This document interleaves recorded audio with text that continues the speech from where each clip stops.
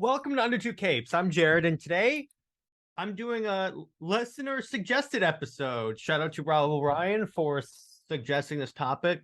We're talking about the romantic history of Superman. Now, those of you that have been listening to the show for a while know that I've covered extensively Superman and Wonder Woman, but I figured when Raul suggested this, I was like, oh, it's a good idea because he's been like they've thrown other love interests at Superman besides Lois Lane and Wonder Woman. So this would be a very interesting episode and a little fresh take on the whole Super Wonder idea. So I have a list up by Comics Alliance. I'm not going to like share the screen, but I'm just going to go through it. So we have Lois Lane. Obviously, she's the big choice. She's like the choice that has existed since Superman was created. That's one of the reasons why I was very big fan of Super Wonder, because we're something new. I'm like, this is my problem with a lot of vocal comic book fans. They say they want something new, but then when DC does something new, they go, oh no, this sucks. So I'm like, guys, if you would actually like if you would not freak out and have this reaction, maybe the comic book companies would do something new. A lot of it is self-inflicted wounds. So is Lois Lane. So she's been. So let's talk about. Trying to think of, should I read this? And by the way, Lois goes all the way back to Action Comics 1. So she was in Action Comics 1. The adult Lois Lane spent time in Metropolis vying for Superman's affections in conflict with the adult Lana Lang. So now we're talking about Lana Lang. Lana Lang was Superman's like girlfriend that he grew up with in Smallville, and she was the first person he ever told who he was. So in other words, she was the first person that he told that he had powers and such. And so in fact, I think actually in the new 52 they gave her superpowers, because when the new 52 Superman like self-destructed pretty much, it like sent out an energy wave that like gave powers to Lois Lane and Lana Lang. But it's interesting how Superman's first two girlfriends, both their names both started with L's. So I'm like, okay. So you have Lana Lang again. She was his real first love, essentially. People always mention Lois Lane, but no, it was actually Lana Lang. The adult Lana Lang spent time in Metropolis vying for Superman's affections in conflict with Lois. In the post-crisis DCU in the 80s, Lana had an unrequited love for Clark and eventually started stalking him when he became Superman. Things eventually, hang on, I just gotta check my phone.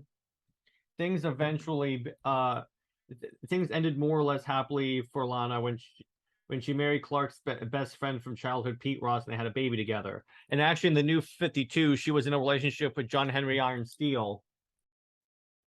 Then we have Lori Lemaris, the mermaid. Yes, Superman had a relationship with a mermaid. All right, in 1959, Superman 129, Bill Finger and Wayne Boring revealed the girl in Superman's past. It turned out that when Superman's alter ego, Clark Kent, was attending Metropolis University, he fell in love with a mysterious girl in a wheelchair who had a strict 8 p.m. curfew every night. Despite some of his questions about her unusual behavior, young Clark proposed to the co-ed, who turned him down, saying she had to return to her homeland, which turned out to be Atlantis. Yes, Lori was all fish from the waist down, a fact she disguised by getting around a wheelchair, and covering her fish parts with a blanket. Yeah, so she was a mermaid. So it's actually kind of funny in Frank Miller and John Romita Jr. Superman Year One. Yeah, that's pretty much Lori Lemaris, except she looks more human in the previous continuity than she did in that book. Then we have Maxima. Roger Stern and George Perez introduced Superman to Maxima in 1989's Action Comics 645. A superpowered despot from the alien world of Almerac, she came to Earth seeking Superman as her perfect mate. Unlike Earth women, she argued, Maxima could produce children with the Kryptonian. Superman didn't bite, perhaps because he was already in love with Lois, perhaps because he didn't like the idea of being a super stallion for some supervillain, or perhaps he just didn't like girls who didn't have the initials LL. That's interesting there. Well, Maxima and Supes never hooked up. Exposure to the noble hero helped soften her, and she later became a superhero, serving on a couple of different iterations of the Justice League, ultimately dying in a big crossover event story. All right. So what's kind of cool is that Maxima showed up in Smallville. This is, again, my problem with Smallville. So they had all these D-list characters show up, but no, like, no explicit allusions to, like, Wonder Woman or Batman. Really? You don't even have to have them show up. Just have, like, okay, there's this vigilante in Gotham, and there's this Amazonian princess, just something like that. I'm like, what? So then we get to the best one, Superman and Wonder Woman. As previously mentioned, romances between Kal-El of Krypton and Diana of Themyscira have until recently been non-canonical, but they have happened. In 1998, Superman Distant Fire, Howard Chaykin, Gil Kane, and Kevin Nolan depicted a post-apocalyptic Earth where Superman and Wonder Woman were among the only survivors, and they had a son who, like Kal-El, eventually rocketed to another planet to save him from his homeworld's destruction. I gotta check out that book. In Frank Miller's Batman: The Dark Knight Strikes Again, which also takes place in the future, Clark and Diana have a superpowered daughter named Laura. I've talked about her in the Children of Superman and Wonder Woman episode. After Superman's Kryptonian mother, whom they protected from the government. In typical Miller style, the relationship was memorably intense. Yeah, when they conceived John, they created a bunch of earthquakes and natural disasters. Perhaps most famously, the Kingdom Come graphic novel by Mark Waid and Alex Ross introduced a reality where Superman and Wonder Woman coupled after Lois was killed by the Joker, and where Kal-El and Diana eventually started a family. And we saw that. In fact, I think that's actually Raul Ryan's profile picture. Right on, brother. Indeed, they have been quite a few occurrences of the match, but October's Justice League 12 by Jeff Johns and Jim Lee is the first thing. Yeah, so they mentioned, because this was written around the time of the new 52. So of course they're going to mention, oh, it's going to happen, which it did. And that was like, yeah, because it came out in August 2012, that article, and that was the year that Justice League 12 came out, where they coupled up. Now I'm going to go to another article and talk about it. So romantic relationships. So you had Lois Lane, you had Lana Lang, you had Wonder Woman. And you know what's kind of interesting? In DC, for years, not just pre-New 52, they have hinted that Superman and Wonder Woman are secretly in love with each other. Wonder Woman specifically, because whenever she has like a fantasy, kind of like in the vein of for the man who has everything, she's always with Superman. So I'm like, well, DC, you've been setting this up for literally years. And I believe a friend of mine indicated that the actual like full story for Superman and Wonder Woman in the new 52, in other words, if they had not sabotaged it, would have been Superman and Wonder Woman get married. That issue would sell out, and that Donna Troy, the new 52 Donna Troy, would be their daughter. I think that would be a cool way to do Donna Troy originally, and a cool original way to do Donna Troy. And Lori Lemaris, I mentioned. We also have a Big Barda. Oh, there was this storyline where they're sort of forced to make an adult film. So I'm like, okay. I don't know who Dana Darden is. There's a Maxima who comes after Superman because she sees him as being able to like conceive a child. There's Chloe Sullivan who started off as a Smallville character, I believe, and then became a comic book character. Then you have various different Kryptonians. You have Cat Grant, who dated Clark Kent, but then okay, Lashina. Lashina is the leader of the what is it? Lashina is the I'm trying to figure out that. Lashina is the head of the female Furies. The female Furies are like Darkseid's enforcers. They're like his elite strike team. So what happened was there was a storyline where Darkseid captured Superman, and through apocalyptic and brainwashing technology made Superman believe that he was always a child of Darkseid. So he made so in that continuity, in other words, in Superman's new history, Darkseid intercepted the ship before it reached Earth, and he raised baby Clark Kent. And then Superman was basically Darkseid's big like secret weapon against dissidents. Then in that continuity, which they showed expertly in the Superman animated series, Superman was with Lashina, who was like the leader of the female Furies again. Going back, let's do. Okay, here we go. This is the more recent ones. We have Lacey Warfield. She made her first appearance. Hang on, I got first and final appearance in Superman 4: Quest for Peace. Well, that's an interesting movie to make a debut in. She took a strong liking to Clark, placing him in a love triangle. Okay, whatever. Luma Linea. Long before the days of eHarmony, a lonely Superman uses alien supercomputer at the Fortress of Solitude to search the galaxy for the perfect girlfriend. So he essentially had Superman Tinder. The computer finds a superpowered woman named Luma Alina on a distant planet called Starl, and Supes flies out for an in-person meet cute. On Starl, Kal-El falls instantly head over heels in love with Lina, saying that after a series of failed relationships, he has finally found his dream girl. Unfortunately, though, Kent later learned that Lina's powers only work under an orange sun, and the yellow sun actually is as deadly as kryptonite to her biology. Because of this, the two ended up calling it quits, believing that a long-distance relationship couldn't work. Well, that's interesting.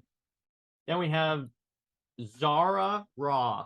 Zara Ra is a Kryptonian who was arranged to marry Superman at birth.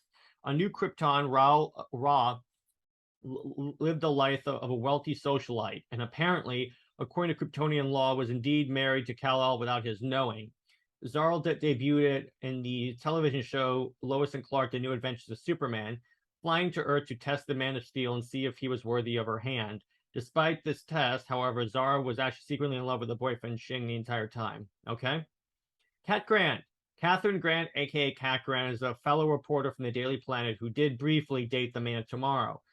Grant was mainly featured in the Supergirl comics and television series on the CW and is often portrayed as a fierce critic of the Maid of Might. As far as romance is concerned, Cat was instantly attracted to Clark Kent, but after dating for a time, the relationship ended as Supes was more interested in helping Catherine out as a friend. Nonetheless, Cat Grant's still worthy in this list. And in fact, actually what's interesting is that in the New 52, she and Clark left the Daily Planet to form their own like independent news agency.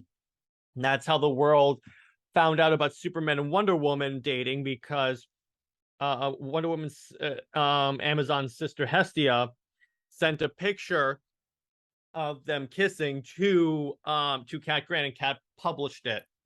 And that's how the world became aware that Superman and Wonder Woman were dating. Then we have Lisa Lysal. A lesser-known romantic relationship in the Superman universe is one between Clark Kent and Lisa LaSalle, a model and escort whom Clark met during his early days working at the Daily Planet. It looks like it was in Superman Earth 1. It was Lisa who actually let Clark into the building during his first day on the job, proceeding to ask the Man of Steel out immediately thereafter.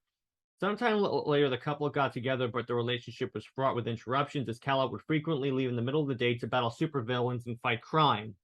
Eventually, the result in the pair calling it quits, one of the drawbacks of dating a superhero in disguise. Yeah. And we have Maxima. Again, princess of the planet Almerac, Maxima is an anti-hero who pursued Superman after discovering they were a genetic match, offering him something no one else could return in hand for his marriage: children. Wonder Woman could offer that. While tempting at first, Clark ultimately turned down Maxima, claiming their children would grow up to become despots. Yeah. Despite this sick burn, Maxima attempted to win the last son of Krypton's heart once more after joining the Justice League and fighting against various supervillains. Unfortunately for Maxima, however, Clark was already married to Lois Lane by then, provoking the princess to join Superman's revenge squad. Now, it's interesting also, when she was on the Justice League, this is when Doomsday first showed up, and she and the Justice League being like Booster Gold, Blue Beetle, Fire, Ice, Metamorpho, and Maxima, got trounced by Doomsday. So it's hilarious, because that was before Grant Morrison's JLA, where he said the Justice League has to always have Superman, Batman, Wonder Woman, or some variation of them. Superman, Batman, Wonder Woman, Flash, Aquaman, all of our popular characters should be on the Justice League. Not these D-listers that no one cares about. And then I mentioned co-ed Lori Lemaris made her debut in Superman 129 when she met Clark Kent while attending Metropolis University. Unbeknownst to the Man of Steel, Lori was actually a mermaid, and they would cut ties to protect her dark secret. Eventually, Clark proposed to Lemaris, but she turned him down, and all that. So it's the mermaid thing. If you want, I talked about that early in the episode. Then we have Lana Lang, which coming in third is Superman sweetheart Lana Lang. As many fans know, Lang was the crush of Clark Kent during his teenage years, debuting first in Superboy #10. Lana also appeared in numerous iterations of the Superman run on DC Comics, having been retconned at various times in spin-offs and reboots. Lana was one of the series leads in Warner Brothers' Smallville television show. Yes, she was. And later she went on to appear in the JLA arc, where she becomes a scientist researching metahumans. Then we have Wonder Woman, taking silver, and none other than the warrior princess of Themyscira herself. I think she should take gold and be the #1, but that's just me. Diana Prince, otherwise known as Wonder Woman. As fans well know, Wonder Woman is the total package and seemingly a perfect match for the Man of Steel. In fact, the rumor is that when she was first created, DC was always trying to put these two together instead of with Lana Lang. I mean, with Lois Lane. Because I think this makes sense way more than Lois. She's strong, she's tough, she's a soup, as Billy Butcher from The Boys would say, and comes from a world beyond this one. Then is also a loyal friend and confidant, and is often there to comfort and counsel Clark when he needs it most. Once again, they don't have to hide from each other. Ultimately, even if Lois Lane knows that that Clark Kent is Superman, he's always going to be hiding something from her. Let me put it this way: Wonder Woman and Superman were the first time when neither needed secret identities around each other, because when they leave, here's a good example. Clark Kent shows up actually first. Lois Lane is having I think a housewarming party or something. No, I remember what it was. Cat Grant, after she outed Superman and Wonder Woman as dating, holds this big soiree because the traffic from that story propelled her news agency to new heights. And so she held a party. Wonder Woman shows up first, and everyone's like, she's dating Clark because Wonder Woman's hot, and that's that. Superman shows up late, and then it was with Wonder Woman, and he goes, "Okay, I'm sorry. I'm late. Had to deal with a supervillain. I just couldn't get here in time." And the Wonder Woman's like, "Clark, you do not have to make those excuses with me." Once again, he could tell her, "I was fighting with Tala. What do you want from me?" And she'll understand, because guess what? She has the exact same things. She fights supervillains as well, so she understands. She understands the plight of a superhero. That's why I think that's one of the chief reasons why I think they work a lot more than Lois Lane, because ultimately Lois is not going to understand what Clark goes through on a daily basis. Wonder Woman is. Of course, ranked as Superman's #1 love interest and main wifey is Lois Lane. Yeah, we're not going to go into that because people already got that. Now, let's see what else.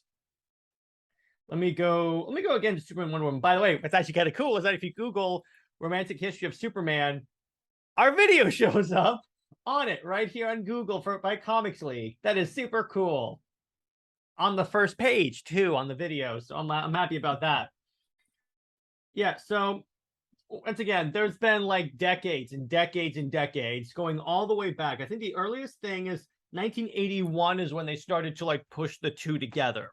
I'm going to transition this more toward another Super Wonder discussion. So it's always been a thing. That's what people don't understand. It wasn't just a New 52 thing. It just became 100% canon in the New 52.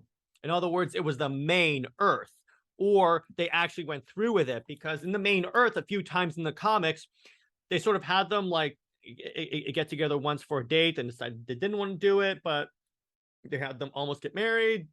They had them get together in dreams. They even had this one storyline.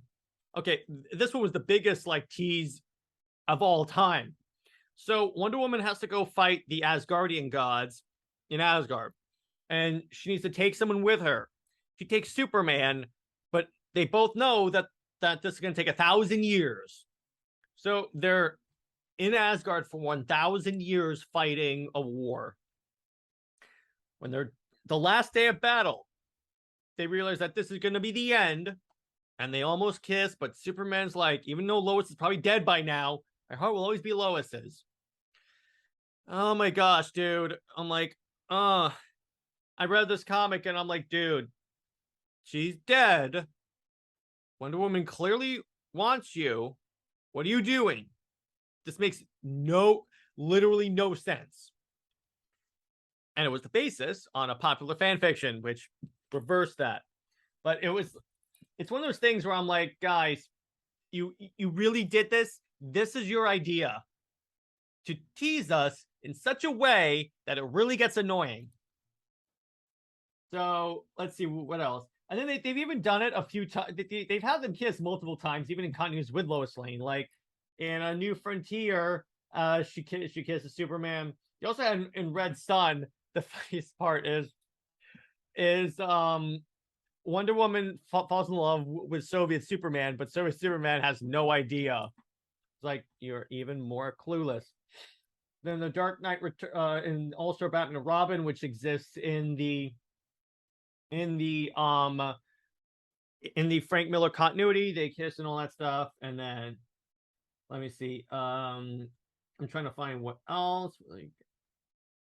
Well, let me see what else. While Lois Lane has been dead for years, when one of them got to get in the Force series Kingdom Come. Already talked about that. Superman put a kiss on Wonder Woman in Action Comics 600 in May of '98. In the storyline titled Different Worlds, I'm trying to get this, catching Wonder Woman off guard, Superman awkwardly admits to having thought about Diana constantly since first meeting her, even admitted that he had an intense dream about her. Oh boy. While Wonder Woman admits to having feelings for Superman, the two agree to remain friends and give Wonder Woman more time to settle into man's world. Yeah. In Wonder Woman 300, in a story titled Beautiful Dreamer, Death Unto Thee, Wonder Woman dreams, amongst other things, about what her life would have been like if she'd married Superman. Yeah. So there was that. And then they also adapted the New 52 relationship in the DC AMU. But what's interesting about that, and it was one of the reasons why I really hate that continuity, here's how they undo it. Are you ready? Just so he could be with Lois Lane for Doomsday, which is stupid because we've never seen Superman and Wonder Woman together during the Doomsday fight. That would have been cool. But what they do, and this is really annoying, is off panel they break up, like off screen. Like, it was the most confusing thing ever. It's like they're training, they're like in the Justice League version of the Danger Room training. Then all of a sudden stops and they're like resting, and then Clark and the Diana mentions, we had a good relationship, but you belong with Lois. I'm like, what is going on here? And then so that was one of the occasions where I was like, what is going on? And that's really, when you think about it, here's the thing. First off, the New 52 Superman Wonder Woman relationship actually sold really well, but DC does what DC always does and sabotages high-selling things, which is ridiculous because I'm like, let me put it this way. You saw the hype around Batman Catwoman's wedding had Tom King not tanked the book. Imagine Superman and Wonder Woman getting married. Imagine that. That would sell out. That would literally sell out. But DC was like, nah, we don't want to do that. We don't want to do that because we like to self-sabotage our own books. So it really just, at this point, I'm not surprised about DC's issues because they've got a lot of them. Now, another thing that I wanted to talk about is, I was pulling up the DM that I got from Raul Ryan. But I do thank you for suggesting a Comics League topic. By the way, if you guys ever suggest Comics League topics, they will be one of the next episodes. I like to be responsive to my fans, and it's because without you guys watching the content, this content does not exist. Let me see here. Okay. Now, okay, here's the thing. So Raul Ryan says, "Oh my God, comments on your videos. I remember your request about pairing Superman with a lot of female characters." Yeah. So now we're going to transition to this because this was another topic that Raul suggested. So we're going to do. I decided to exclude Diana because she's been romantically paired with her many times, but in the main continuity in several alternate universes. Yeah. Okay. So he's basically asking my thoughts on these different pairings with Superman. So first, we're going to go with Linda Danvers, otherwise known as Matrix-infused Supergirl. So, look context. Pre-death of Superman, from Crisis up to like Superman, Batman, Supergirl, there was no Supergirl. There was one, but she wasn't like Superman's cousin. She was this alien that could shapeshift and turn into a Matrix and turn into Supergirl, or as she called herself, Supergirl. That's who Linda Danvers was. Which that would be an interesting one. I'm just not sure like what they really have in common that would make that relationship work. But it would be interesting. I'd read that book. Ice. Well, that's actually now interesting how you could do that for Ice. Let me see. Pairing them. I could see Ice honestly beating the other. She helps him like remodel the Forces of Solitude because it's all ice and crystal, and I mean that could actually work pretty well. Now we're going to Supervillains. Queen Maxima. I've talked about that before. And yes, she is the most obvious choice after Wonder Woman in terms of superpowered people, because she is superpowered. And that would be an interesting way, in the same way that he kind of softened her pre like Doomsday fight and got on to Justice League. It would be an interesting way to see her character arc where she's like in a relationship with Superman. Like he says, okay, I can't marry you yet, but we take her on a couple of dates and we'll see if there's something there. She agrees to. They go on a couple of dates and he starts to change her from being like a super villain wanting to like exploit Superman for his genetics, and actually they start to form an actual bond. That would be a very compelling storyline. That'd be a good like redemption storyline, and show honestly the effect of Superman because he can turn people, he can turn supervillains good. So that's an excellent suggestion. Next, Dana Darden, aka Obsession. She even dresses as Superman in an issue. Well, let me look up this character. I have no idea who this is. Obsession. DC Comics.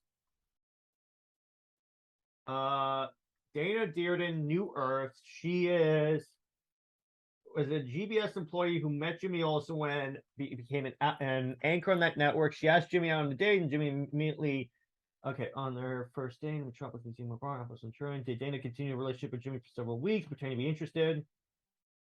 Once she found out, she invited Jimmy over to be in this single watch. I'm trying to find where she gets much later. Obsession resurfaced in a new costume. She turned up right after a story had broken about Superman being spotted wearing a wedding ring. When Obsession turned up in a Superman-style suit, several onlookers believed she was Mrs. Superman. She was angry at Superman's timing and attacked him. Superman had to shake her to her senses when some thugs, high on DMN, attacked a small store. Dana helped take them down and take down the human-turned demons that apparently died in the process. Demonic figure appeared to claim her. During her time in hell, Harley Quinn recruited the deceased Dana to her gang.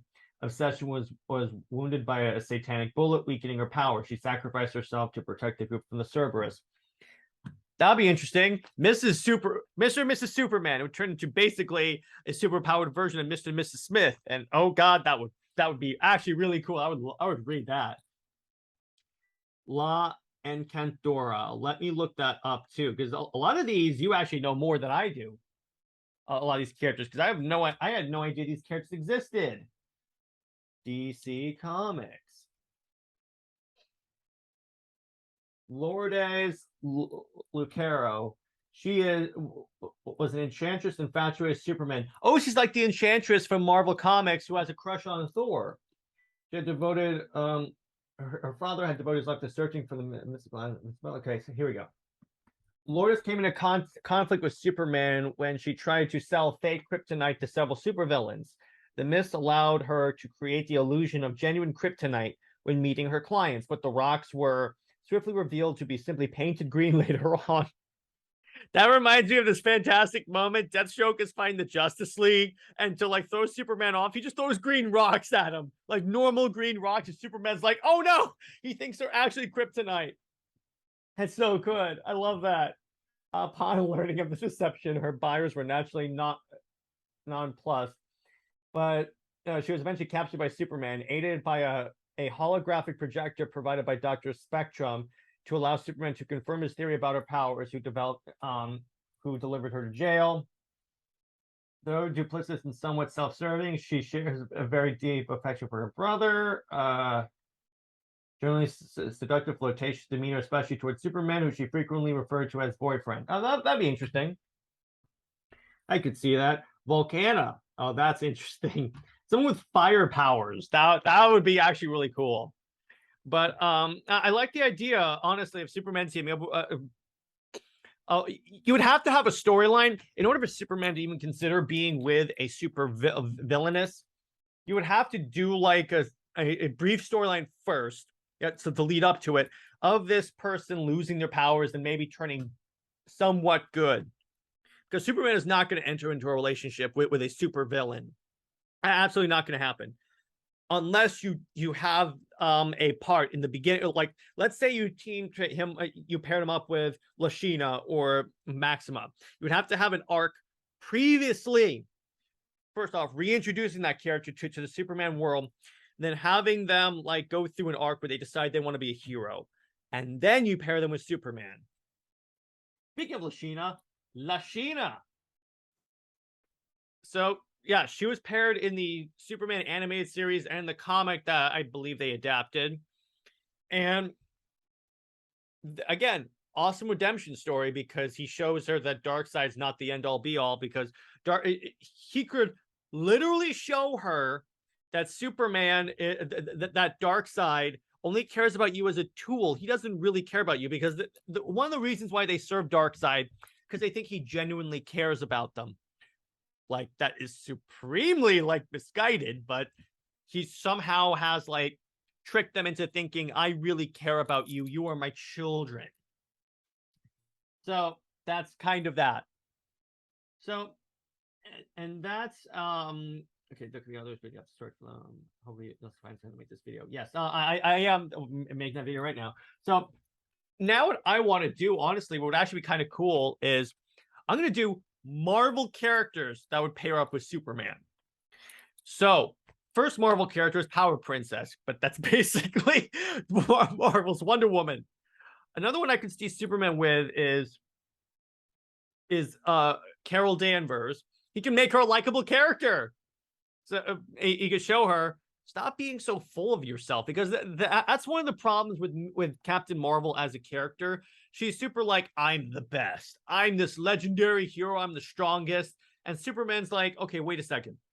Heroes are supposed to be humble, not what you are, not narcissists. So I mean, real heroes. Another Marvel hero that I could see with Superman is probably, let me see, who else?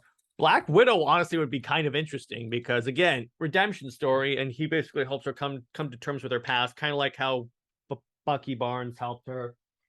You can also do Emma Frost of the X-Men, and Superman becomes like a champ, because Superman's always been a champion of social justice. So you'd imagine that if he existed in the Marvel universe, he would get involved in countering the anti-mutant sentiment that existed. In fact, I could see Superman going, wait a second. So you love like Johnny Storm of the Fantastic Four, because who can burst into flames because of cosmic radiation. But you hate like this dude.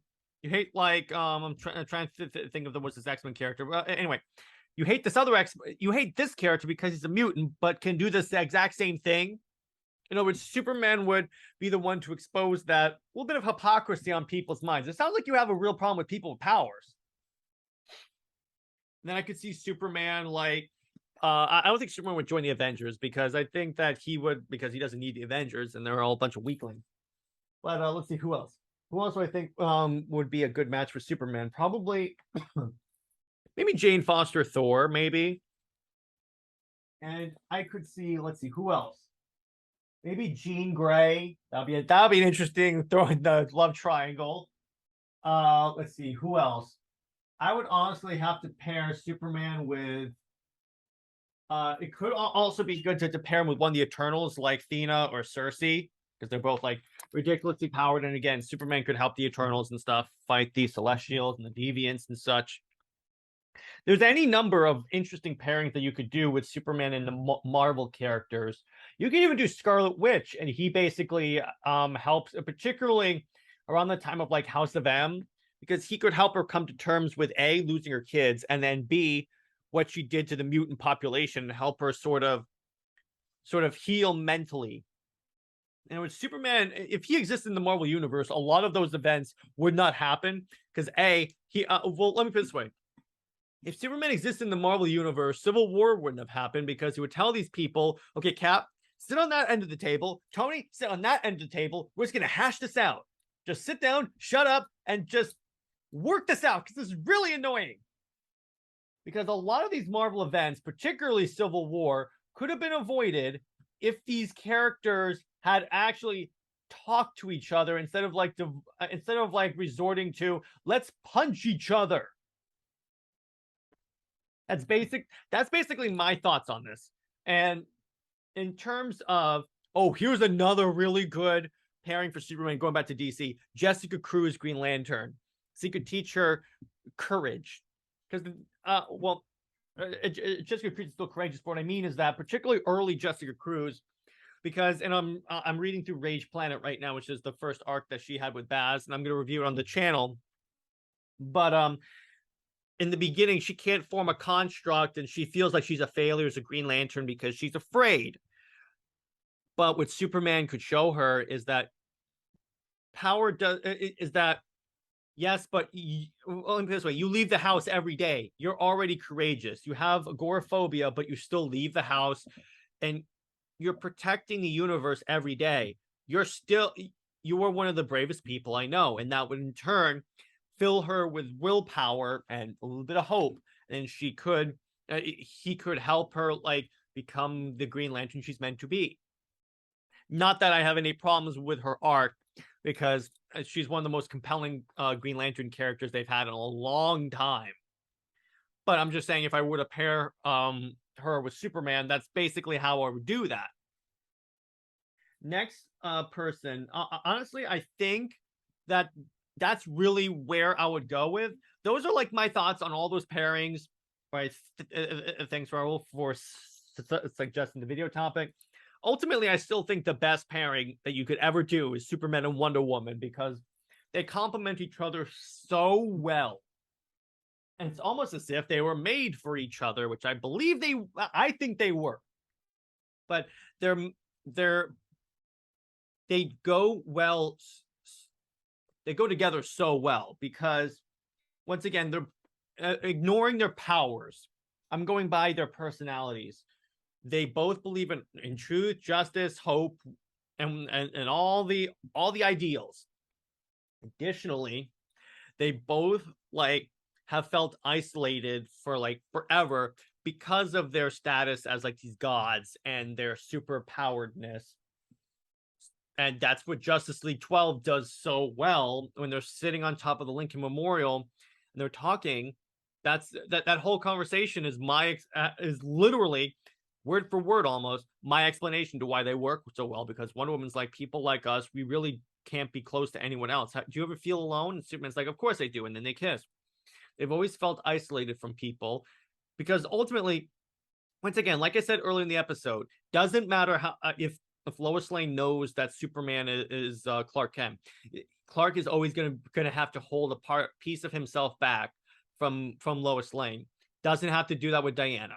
Does not, in no way does he have to hold any part of himself away from Diana, and vice versa. Also, Superman sort of, I guess, in terms of what Superman gives to Wonder Woman, he is the antithesis to what she's been taught about men. Because remember, she comes from a society that taught her that men were like these barbaric creatures that will exploit you for their own personal gain. In other words, they'll lie to you, they'll cheat you and stuff. Superman is the complete opposite of that. And that's why I think Wonderbat doesn't work, because Batman is, to a certain degree, all those things that Wonder Woman has been taught about men. He is exactly what she has been taught about men, because ultimately, here's the thing. Here's why it doesn't work. Relationships won't work if your significant other has plans to kill you should you turn bad. Because what that ultimately shows, he doesn't trust you fully. And for a relationship to work, he has to trust you 100%. That's why I think Tower of Babel killed Wonderbat, because there's no way that's going to work now. And it's established that the main Batman in the main continuity has those plans too. It doesn't work. Where Superman, he 100% trusts Wonder Woman. In fact, and also, they've known each other for years and they're best friends. A relationship built on mutual trust and admiration. That's very much the recipe for a very strong relationship. But I think that's a good place to leave it. That's basically my thoughts on the topic of Superman's romantic history. Hope you guys liked it. Raul, again, thank you for suggesting the video topic. And if you guys have any other ideas for great topics that you guys would like to see, drop them in the comments or drop us an email at comicsleague2020@gmail.com. Again, it's comicsleague2020@gmail.com. And so in terms of what you can look forward to, next week, I will be interviewing Chuck Dixon. And for those that don't know, Chuck Dixon had a long run on Batman, in which he invented Bane. He had a long run on Nightwing, Teen Titans. Tons of DC work was done by Chuck Dixon. So I'm really excited for that one. Thanks to Nick from Phoenix Press for helping me to set that up. And we have a live stream going on pretty soon about mantle swaps. And that's honestly, at the time of this recording, this is Saturday night, Saturday the 16th at 8 p.m. So I hope you guys will show up for that, or at least we'll watch the replay if you guys are watching this after Saturday. And again, thank you guys so much for listening and commenting. It really means a lot. And I will see you guys in the next Under Two Capes episode. Anyway, stay heroic, everyone. Bye-bye.